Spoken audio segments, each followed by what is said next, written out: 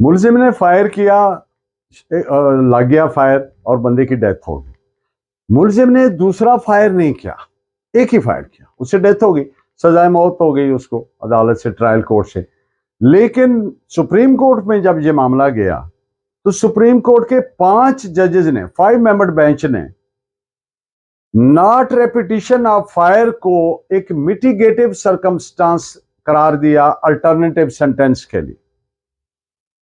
यानी उन्होंने कहा कि ये चूंकि इसने रिपीट नहीं किया फायर, दूसरा फायर नहीं किया, लिहाजा ये एक मिटिगेटिव सर्कमस्टेंस है।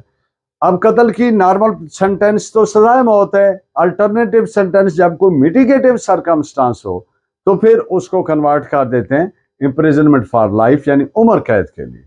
तो ये इस फैसले का रेफरेंस नोट फरमाइए आप, 2024 SCMR पेज है 1802। Thanks for watching. Allah Hafiz.